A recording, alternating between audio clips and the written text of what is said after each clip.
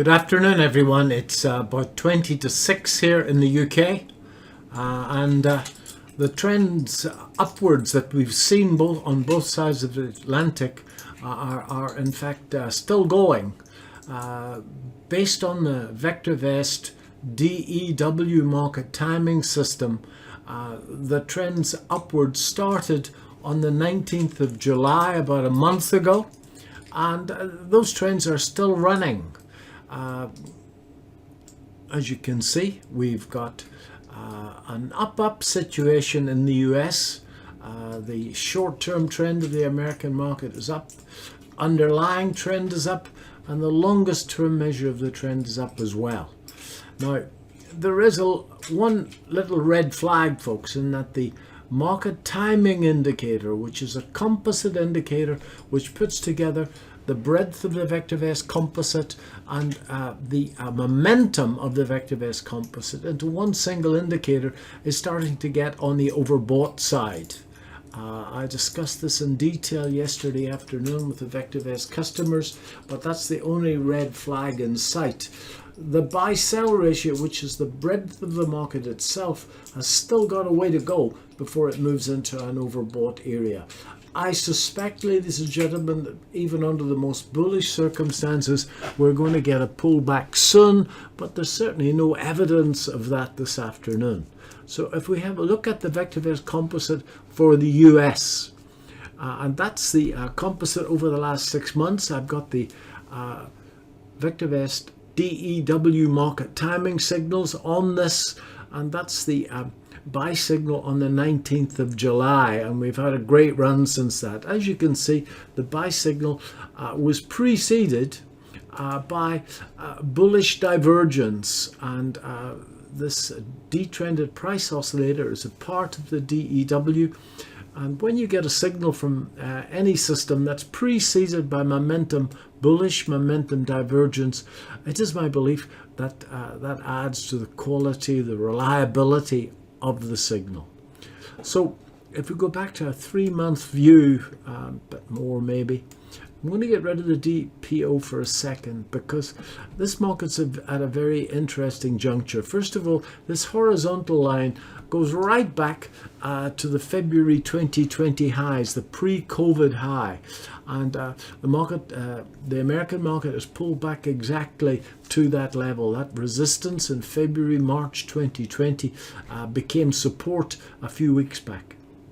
Now, whether you believe in the Fib sequence or whether you don't, a great deal of traders around the world do, and they place orders based upon it.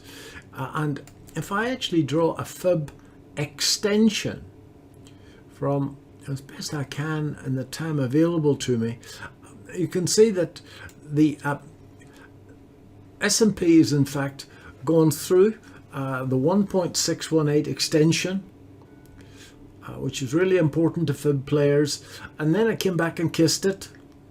Just remember, most markets test, and moved further, and it's now sitting at the 2.618 extension. Now, it's my experience that markets, when a market extends to 2.618 of the pullback, that very, very few go much further. Now, there's another level, which is 4.23, and if that's the case, that would be an exceptional move. But this is starting to look mature. Those of you that count waves, we've had 5 up here as well within this, what's starting to look suspiciously like a wave 3 up. So this is starting to look very mature indeed. If we look at the S&P 500, we can see pretty much the same thing. I'll put on my Fib extension tool from that high down to the low. And as you can see, the highs of today are exactly at that 2.618 extension. Through that, it can certainly fly, and certainly for the last, 3 days now, it's closed on a high. It's got still 3 hours to go before it closes yet, but at the moment, it's on the high of the day.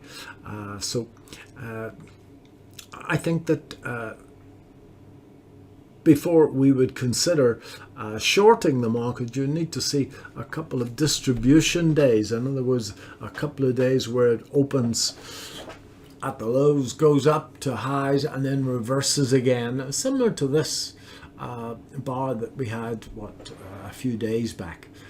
So I think both from the VectorVest MTI, which is looking mature, and this fib level, I think that we need a pullback. The pullback can easily just be to these highs. It doesn't have to be something that's too onerous, but there's an awful lot of bears around, and if we go back to the view, an awful lot of bears are still arguing that this is a rally within a bear market. So many of them will in fact be taking short positions. There's an awful lot of short positions being initiated at the moment.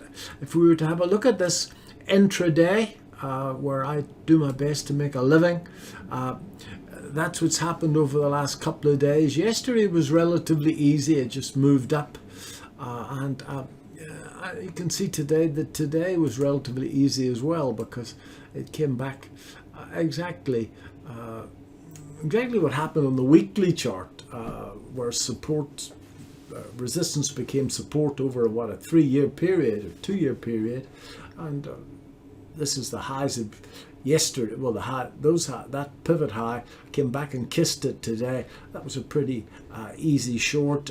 Your humble correspondent is long from here. I should have, if I'd been awake, I should have bought there, but I didn't.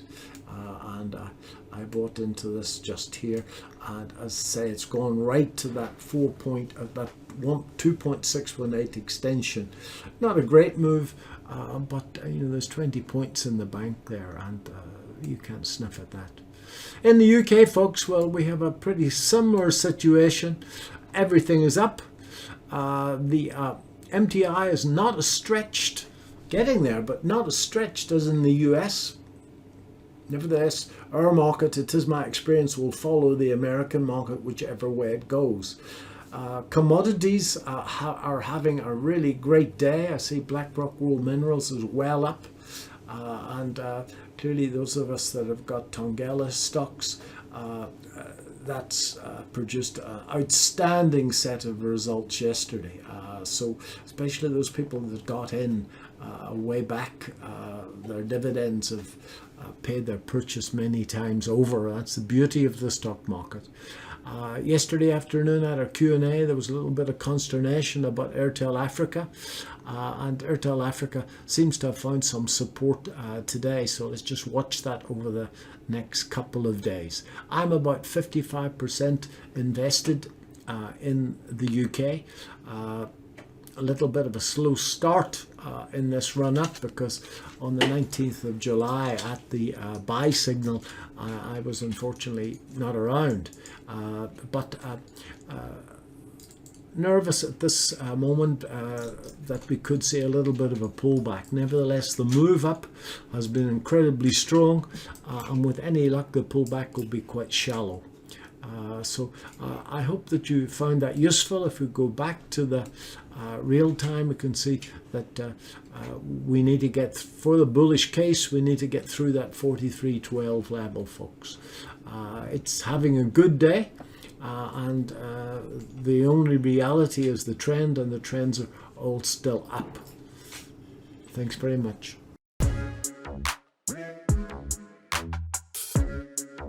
Yeah.